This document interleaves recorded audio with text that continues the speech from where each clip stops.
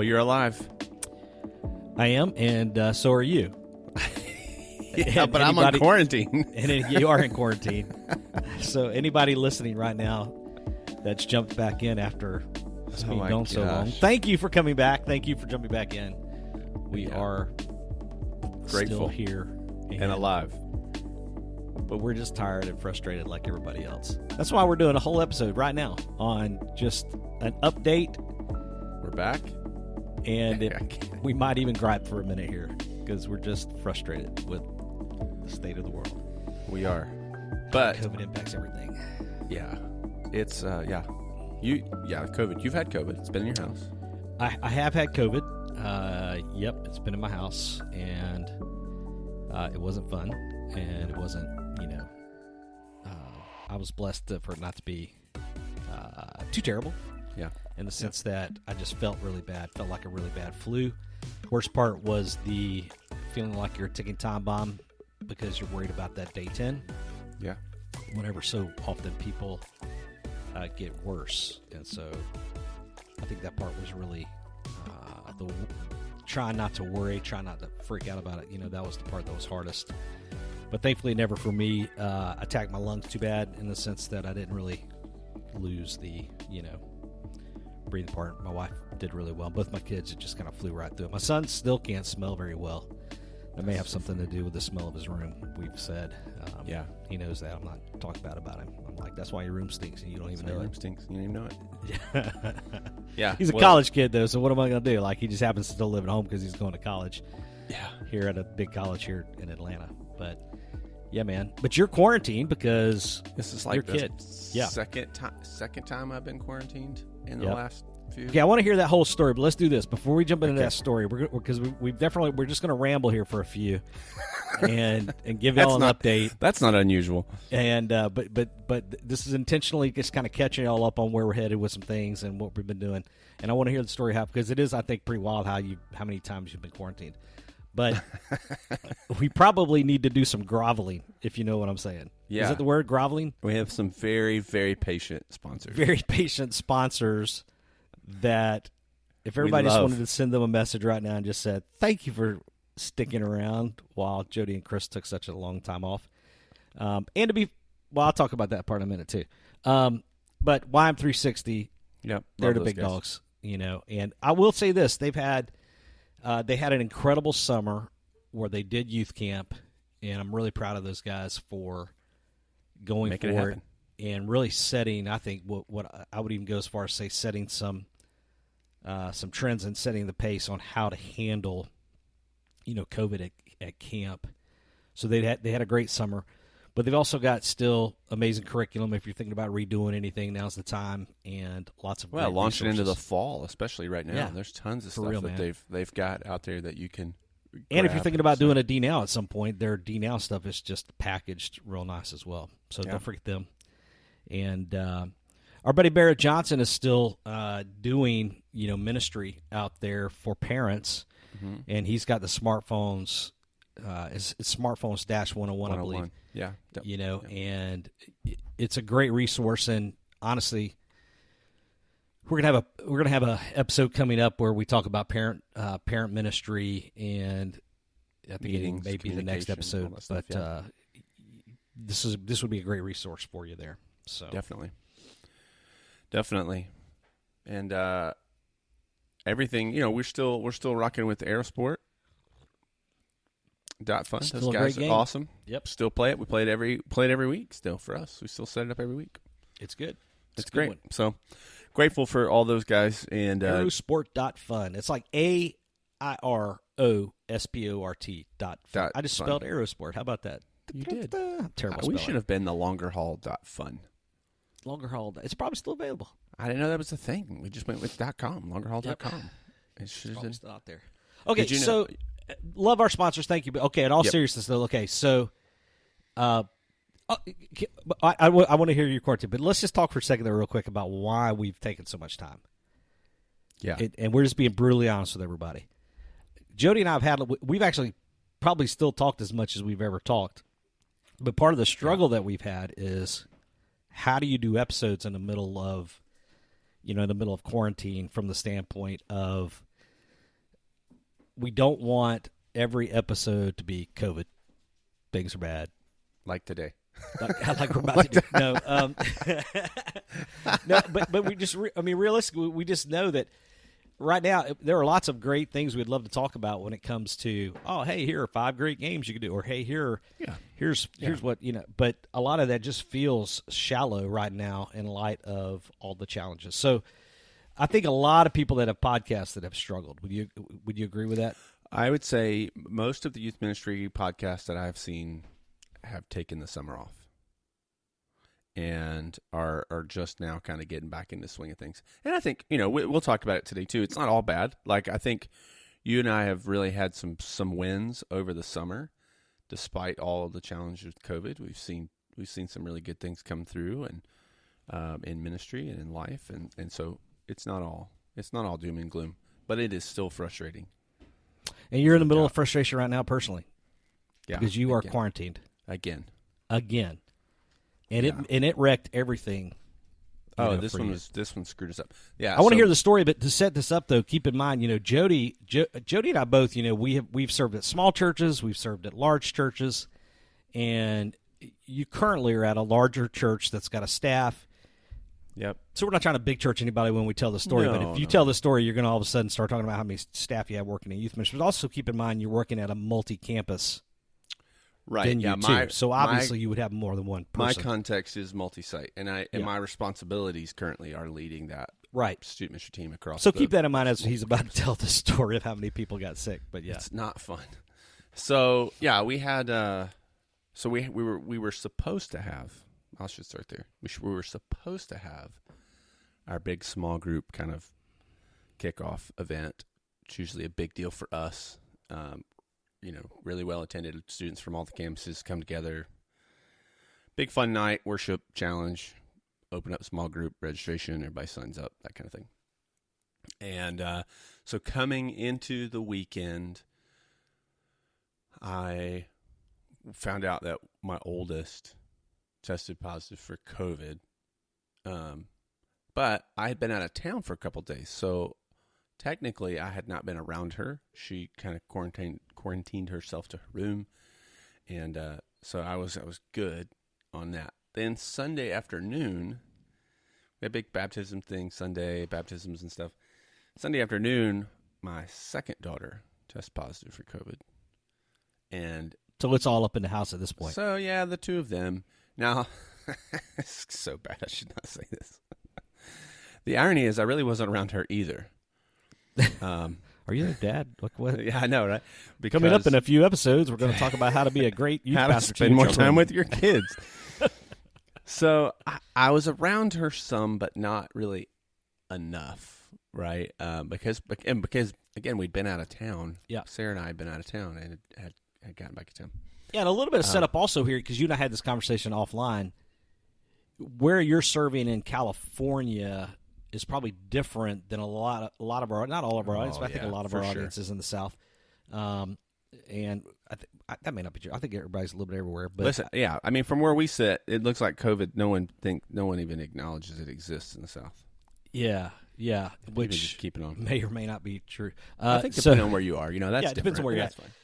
But for you though, you're living there in California, and you guys really are still sticking to the CDC guidelines when it comes to having a quarantine after you've been exposed to someone who tests positive and such. And and for us, a lot of it is like, honestly, we're just taking a cautious approach because we don't want to get in a spot where we've seen a lot of our folks where we have to shut down, weekend services because we don't have enough staff to pull it off. Yeah. Well, and I've heard those stories, doing what I do now, working with youth pastors all over Georgia. I mean, I've literally heard, I was on the phone with a pastor, here in Georgia where like 30 of their members tested positive all of a sudden. I mean, just, wrecked the whole church in terms of like that many people getting it. So that's happening a lot around where we're at. I think it's happening all over the nation. And we're seeing more and more of that, I think, this round than we did the first round. And there's probably reasons for that too. I just don't know what they are. So I had to quarantine. So that was I had to quarantine starting Sunday afternoon. And we had a plan for the event. It was fine. I wasn't going to be there, which sucks, but we were still good. the problem that I started running into immediately is my oldest daughter was babysitting for one of my other staff right before she started having symptoms. So he had to quarantine. So now there's two less of us, but we're still good. We can still figure it out.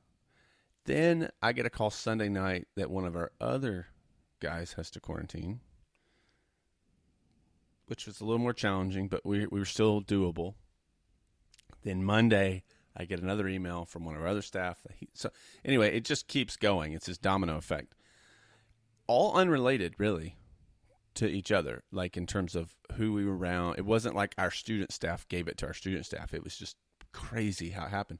So we had to have this. So we had a meeting on, virtual meeting, whatever. Yeah, I missed those. Gosh, man, how I missed those. Just kidding. And trying to figure out what do we do. Well, at that point, I had one full-time guy left, a part-time coordinator, and our administrative assistant, who has been on quarantine, which is why she's probably safe, right? Because she's having to quarantine from prior exposure to COVID. And so we had to cancel it, man, because we didn't have enough staff to pull this thing off. Well, what's hard about that was that was a big kickoff event too, and it was a momentum building type of event that we've been pointing to and looking to all summer, right? And so we postponed it. We're going to try it again here in a couple weeks once everybody's back.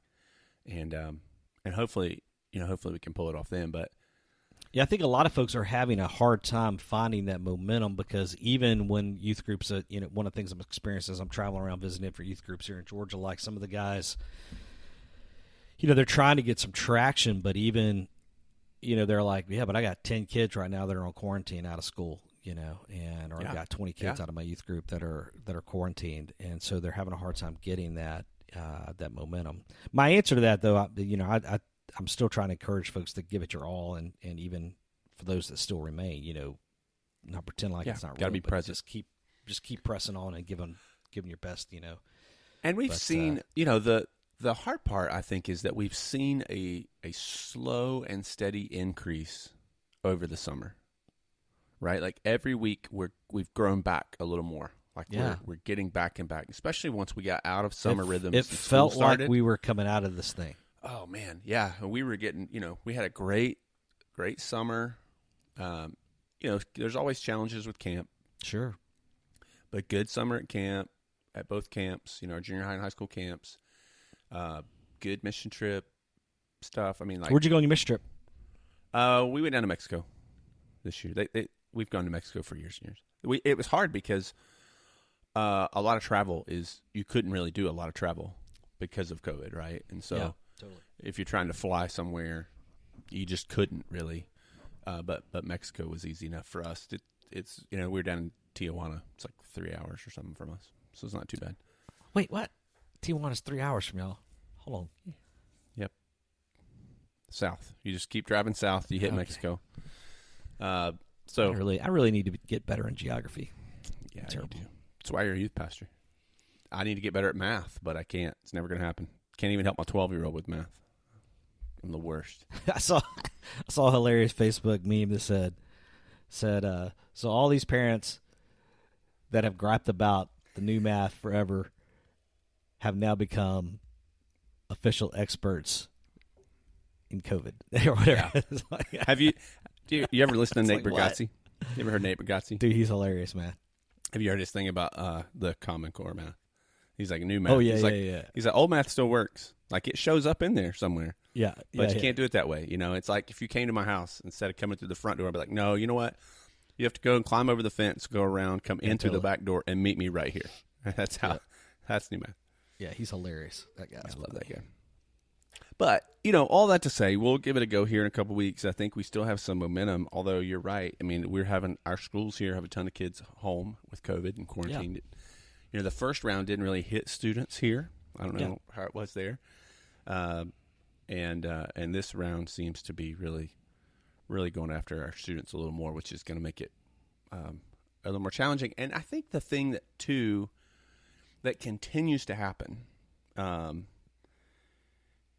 we can talk about this even when we talk about parenting here in the next episode or two, but we've had to change so many things over the last 2 years that everyone is experiencing and feeling a little bit of change fatigue. Yeah. So every little change that you make feels like, oh gosh, just another massive change. But you have to keep changing things just to make ministry happen at this point. Yeah. And have backup plans on backup plans on backup plans. So that's been exhausting. That's been really exhausting. And over the summer, it was, everything, you have precautions and backup plans, and what is this going to look like if we do this, and how does this, is this the best option, and how do we, it's been exhausting. And we've talked about, if you've listened to our show for a while, I know at least I've talked about these kind of benchmarks that you hit along the way. And so all of this for me is really hitting at that 2.5 year mark, which is when everyone decides that God calls them someplace else. Don't do it. And you and I have had a lot of conversations in this season about that. Man, it's always hard. That 2 to 3 year mark is always hard. I don't care where you are, how big your context is, full-time, part-time, volunteer, bivocational. Dare we say that it's doubly hard right now with trying to do it. I'm telling you, you throw COVID it's like dog years, man. I'm telling you, dude, I've quit more times in the last year that I probably have forever. You just get up and go to work the next day. And folks, listen, listen, friends that are listening, like he's not kidding. Like there's been, I think I've had to talk me off you the all, ledge a few times. Yeah, a couple times at least, and it is, here we are with our podcast, whatever, blah blah blah, but the fact is that we know that everybody's struggling, and that part, and again, that's why we haven't done as many, because we don't want every recording that we do to be just a gripe fest. But it has been hard, and there have been multiple times where you have been. But it's not all been bad for you, man. Listen, because let's talk about some cool stuff. Because here's what I know watching, dude. You finally got your VW van. I did. The bus is running. It's running bus pretty is well running too. Like, what was wrong with it, and what did you do? So you have, in case somebody's new listening, and they're still listening at this point, and they haven't quit. They're like, "There's no content here. What are we doing?" You have a VW van. What year is it? 1972. Yeah, I love the color of that thing, by the way. Yeah, what color is nice? It's green of some olivish, greenish, something. Yeah, olivish green. Yeah, it's a Westfalia. So it's the camper. It's a lot of fun, and I drove it when it was 112 degrees here, just because I'd been waiting so long to have it up and running. Yeah, totally. It was. Is there an air conditioning in it? No, are you kidding? It's not bad in the mornings. At night, if you're moving, it's not terrible. But the temperatures have cooled a little bit now. It's there was a good solid, probably a couple months there where I'm in the desert, so it was triple figures and then some easy for a pretty solid month. But you had to get something done to the engine. It was like jacked up or something. I'd pulled the engine, changed the clutch, done a bunch of stuff, and then got it back in there. But it had some friends' help, which was nice to get it back in, and it's been a blast to drive. It's been good. It's all the roads here in the desert are straight, flat, and it's really, really windy. A lot of stop signs. So the motorcycle, not as relaxing as it was in Georgia, right? If you had a stressful day in Georgia, I'd take a ride on the motorcycle. You know that. Here, the Volkswagen kind of scratches that itch, a bit. Just go out and drive it. But it's been fun. That's been a huge blessing, and came at literally, man. There was one season, just really hard. It's just been a really hard season. And I'm in a great context and a great church that I love. So don't misunderstand what I'm saying. But the difficulty of ministry in just in that 2 to 3 year mark is really, really hard, and it's going to hit you. And if you're in it, then just hang on, man, because it's everything in you is going to want to walk away. If you're not there yet, you will be soon. So don't leave. Just stick through it. But I think coming through this season and navigating it, man, I've learned so much again. I feel like I'm constantly learning, which has been awesome. And having the bus running has been fun. It's a car that makes everybody smile. People yell at you, honk the horn, just drive by. Yeah. And just navigating the fall, but excited to kind of get into a rhythm. You've been reading a lot lately. Like I've always been the reader among the two of us. I feel like. Yeah. Not that you didn't read, but no, yeah. Yeah, well, I think it's part of it for me is like just trying to make myself have that discipline. I feel like I need to be more disciplined right now in this season than ever before, right? So I try to get more organized. Yeah, you're bullet journaling. Listen, when you say that out loud like that, everybody's going to immediately think I'm drawing pictures and using washi tape. I can't. I live in California. I can't bullet journal. Anything with bullets requires a background check. We'll talk about bullet journaling later if you want to, but the system is incredible. That's all I'm saying. But yeah, reading. Yeah, man. And I just finished. This book surprised me how good it was, but my wife had gotten it, and I was looking for something to read, more of like a read along with your quiet time kind of book, you know what I'm saying? Yeah. Like I read other stuff that's kind of businessy, administrative, like whatever, tools type. But this was more leadership type books. I love those as well. But this was more of just the spiritual kind of encouraging. But John Eldridge's Get Your Life Back. So he's the guy who wrote Wild at Heart. Mm-hmm. But Everyday Practices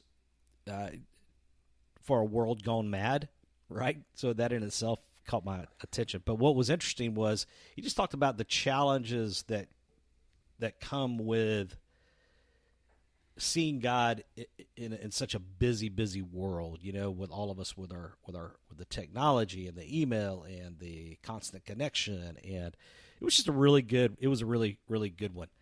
I really enjoyed that one just a ton, man. So I definitely would recommend that one. What do you feel like is your big takeaway from that? So he has this thing called the 1 minute pause that he encourages, and he's got an app. I didn't download the app, but the 1 minute pause is just this idea that you would multiple times throughout the day.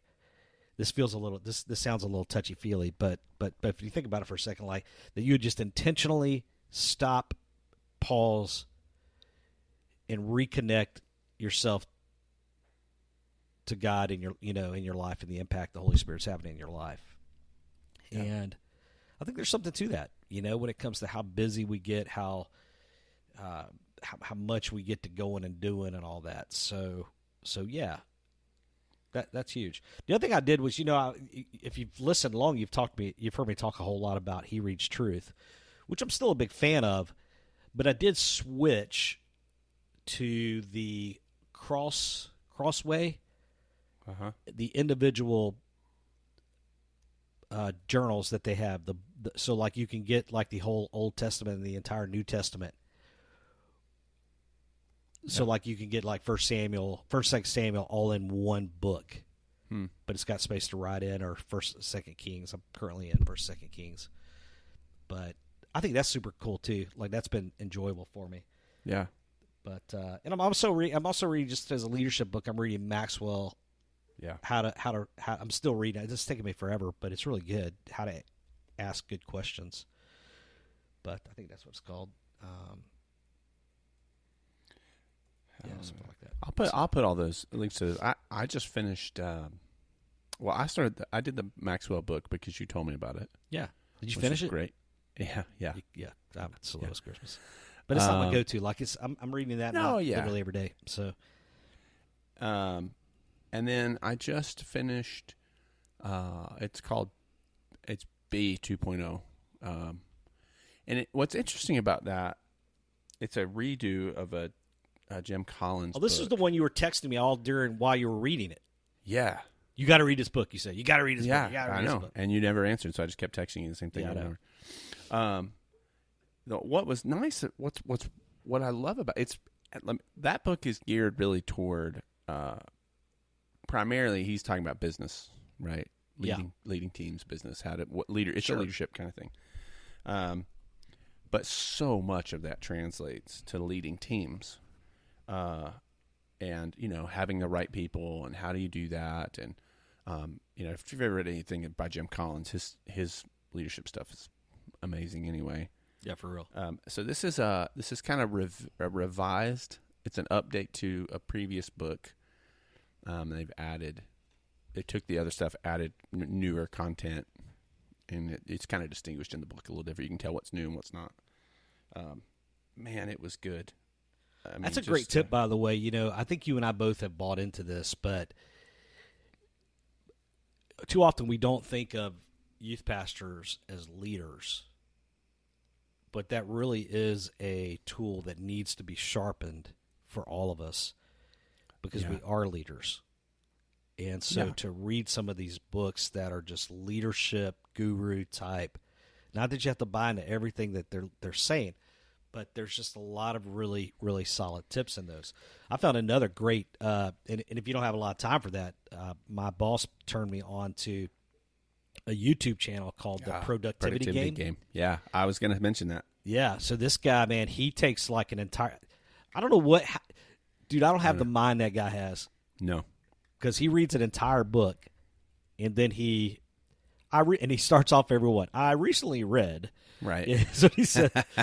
And that's how I got into bullet journaling, by the way. I listened to the one on bullet journaling and realized it wasn't a whole bunch of frou-frou washi tape stuff, and that it was actually a thing I could use because I'm already a list maker.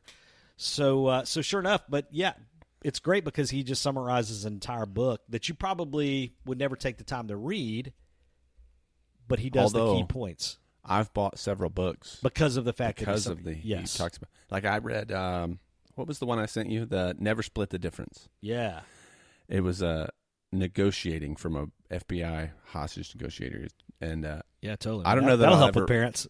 Yeah, I've used it on my kids. It works. It works great. But I think that's if you're either someone who doesn't enjoy reading yet because you haven't really developed that discipline or see the value in it, or you just struggle to read.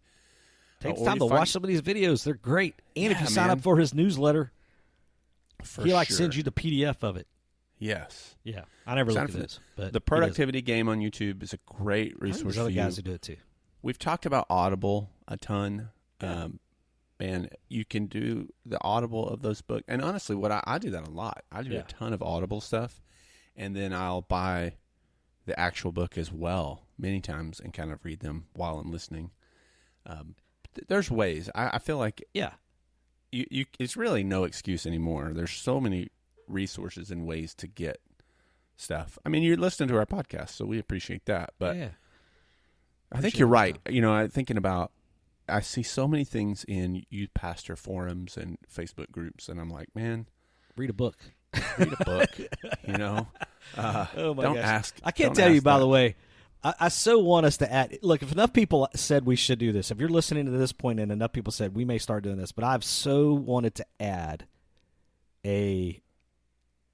You're shaking your head. No, you ain't even allowed me to say it. I know what you're saying. Go ahead. I want to add a segment to everyone where we take somebody's post, like a Jimmy Fallon hashtags, and we just shred it. Not because we know it all, but just because we're opinionated. That's all I'm saying. Oh, we're very. That's why we have podcasts, because we have opinions. So, about once or twice a week we send each other a screenshot of something somebody said in a youth pastor thing. Jiminy Crickets. I'm just saying, dude. The last place in the world. Now we have one of these groups, So, but ours is really helpful. Well, I think it is because it doesn't go down the dumb path, of everybody giving their opinion about it. And they stick to the topic. They actually, instead of telling you why you're wrong for asking the question, which drives me insane. Or telling you why, that's. I will say, just to pull out the common thread here for you and I both, as guys that are seasoned, aka old. The one thing that you and I both know about ourselves, though, in the middle of all of this crazy that we're going through, is that it's never been more important for you and I to lean in and stay sharp. Oh yeah. And continue the discipline of growing, learning, getting better. It's just so crucial right now. And I would say anybody listening that if and look, I get it, man. It's tempting just to kind of crawl up in the corner, and watch YouTube videos over, and I have my share of that. So I don't want to act like I don't. There are moments where I just veg. I've probably had more vegging moments than if I'm being completely transparent. But it is also important, though, that we lean in and use this as an opportunity to continue to grow, get better. What are some areas you want to grow in? So, any good movies lately? We're recording this at the end of August, by the way. Yeah, so. we watched the Jungle Cruise. That was funny. Oh yeah, I haven't seen it yet. Yeah, it's a lot of dad jokes. If you're a fan of dad jokes, I'm all about dad jokes. You'll love the movie. It's great. I did not have very high expectations because it felt like it was going to be Jumanji again. It's like another jungle thing with The Rock. Yeah, but it was good. That's good. It was fun. Are you watching What If? Some. Oh, dude. I love them. Yeah. I'm such a moron. I just watched through. It's embarrassing. I think it's like I think it might have been my third walkthrough of all of the movies in chronological order.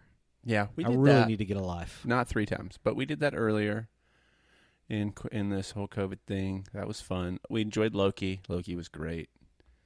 I don't like how it ended, though, man. Excited for Spider-Man. Dude, the Spider-Man. Excited for Spider-Man. Looks incredible. Did you know? So I don't know. We're so off topic.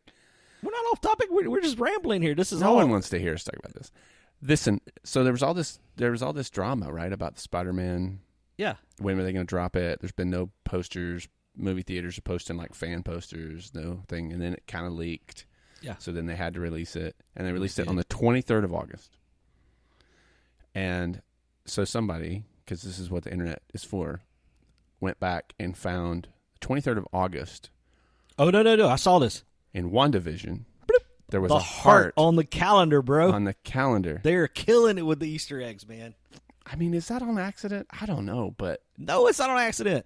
Dude, that is a deep, deep take. The Watcher is doing it. See, if you'll watch What If, you'll know what's up. It's the Watcher. He's doing all that stuff. Is he doing it all? I have no idea. I really struggle with some of the animated stuff. I just... it's not that I don't like it. So I also watched... we have AT&T, so we have free HBO Max. Oh. So I watched this new Hugh Jackman movie, Reminiscence. Uh-huh. It's pretty good, too. It's not amazing, but it was good. Yeah. I like it. I'm a huge fan of Hugh Jackman. I think he's the perfect male. But that's because you liked. Yeah, you were a big. Well, he can sing. Guy. He's got muscles. Good looking. Been married to the same woman for all these years. I mean, The Greatest Showman was your that was the culmination of all your dreams. Yep. That's kind of weird. I don't think I ever knew that about you.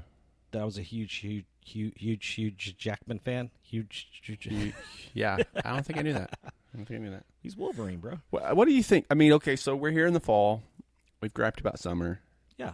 Camp. You did camps. Camps were good for you. Yeah, summer was really good. So with my new role, it's definitely I am in that first year evaluate everything role. Yeah, lots of questions. Yeah. Lots of questions, right? But I was really excited to go. We do 2 different types of camps here in Georgia through the mission board here, and one of them is a leadership camp that is incredibly unique. We call it Impact, and it was just incredible. Like I was surprised. I shouldn't have been, but I was, if I'm being honest, how thick the culture was. It was just so good, and so many people have been going forever. But it's a unique leadership style camp in the sense that when you don't take all your kids, you take some like leadership kids that are kind of further along. But when they get there, they split up into their schools. And their schools are based on their grade, and each school has a color. And so you don't take your youth group there to do camp together the whole week. They get split up. And so it ends up being a really big-time growth moment for these kids because they're kind of outside. They meet other people, and they're challenged in different ways. It's heavy, heavy Bible study. I think there ends up being 4 lessons a day when it's all said and done. Wow. But it's a work hard, play hard kind of deal, though. The crazy is crazy, So it's just really good. But then we did Super Wild, which was just kind of a beach camp experience. We did that in Destin, Florida. Destin, Florida was nuts. It was just packed with tourists, which we were part of that. But it was really good as well. So I'm enjoying it. I think we're trying to rethink the way we do camp. I'd have to have a whole lot more time to really explain. But ultimately, what I'm hoping we're headed towards is that, our events, our camp experiences, that's not the end game for us, but rather they exist for the purpose of us building relationships with people and helping them grow. So that's kind of where we're headed, with all of that. But it was a good summer, man. The family got to go with me on a couple things, and Wendy goes with me on most things just because of the stage of life we're in, which is really awesome. Huge. And I'm getting to travel Georgia a lot and just hang out and encourage and mentor, and it's been really good. So, what are some things either you see kind of coming up in the next few months that you're excited about right now? Yeah, so we're definitely one thing I'm doing here in Georgia that I'm personally excited about is we're doing these. I've got two things happening over the next 3 months. That one is my team's going around and doing roundtables at churches where we just get together with youth pastors, youth workers, and children's pastors and children's workers, and we do. We just talk about kind of, hey, what's going on? We just have discussion, really talk back time. We're calling it, they're pure roundtables in that sense. Yeah. And for the purpose of just learning from one another and kind of celebrating each other. But I'm also doing some network events where I'm partnering with another organization here in Georgia, and we're just going and having lunch. We've got this guy from Chick-fil-A who jumps in and does some leadership lessons. He's incredible. We need to get him on the podcast.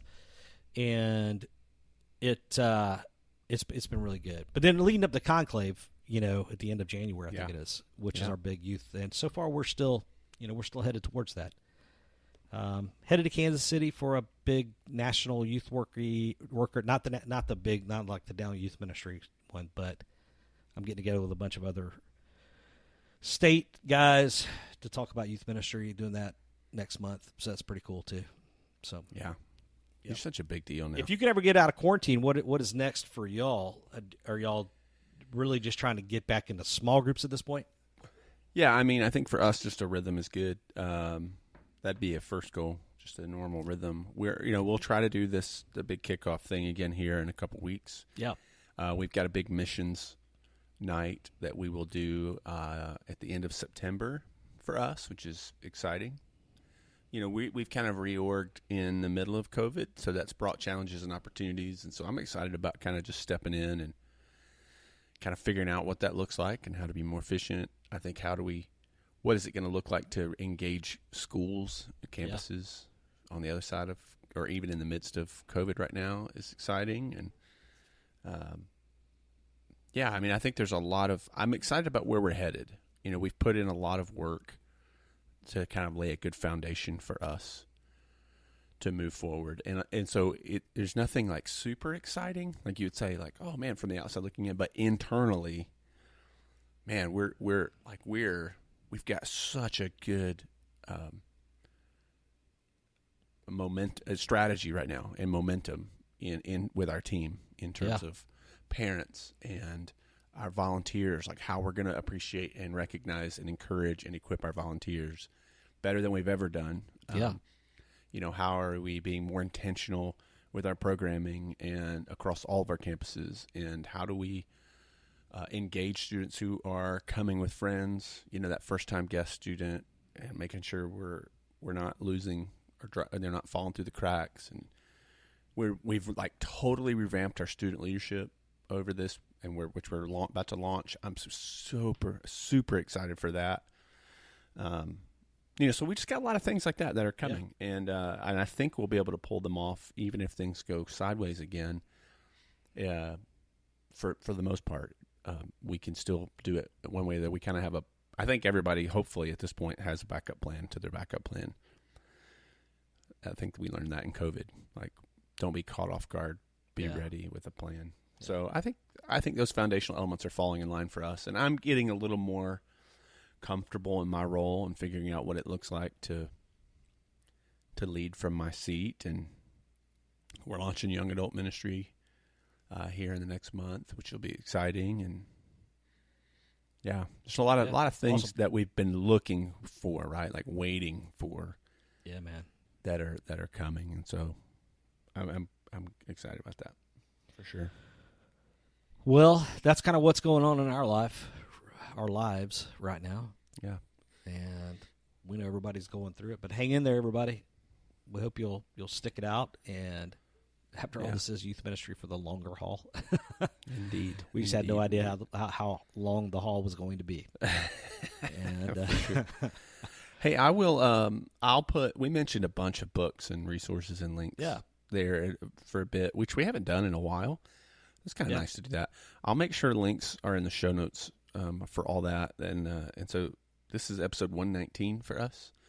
So if you go to thelongerhaul.com/episode 119, all those links will be there for you, so you can snag those. And we mentioned the Facebook group briefly. Man, we'd love for you to jump into that. It's kind of a super secret Facebook group that we talk about all the time. It's definitely a niche group. It's not the group that's going to have, we don't even average a post a day on it, No. But whenever you have a question that you need some folks to, it's just helpful for that. I think it's a very small niche kind of thing.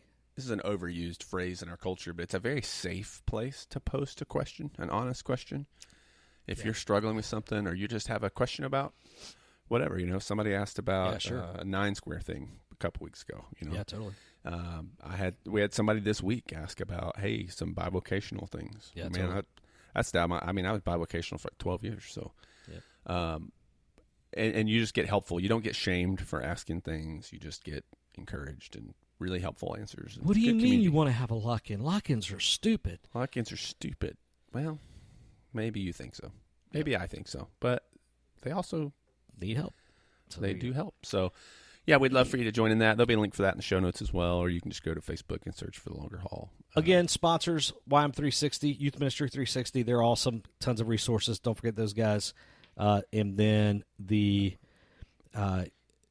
the Aerosport. I mean, you said Castle Swears. I wish they would sponsor us. They're awesome. Yeah, they are. But Aerosport, which is also awesome. I mean, it really is right up there with those guys. Aerosport.fun, and then smartphones-101.com for Barrett Johnson and his parent resource for smartphones. It's super awesome.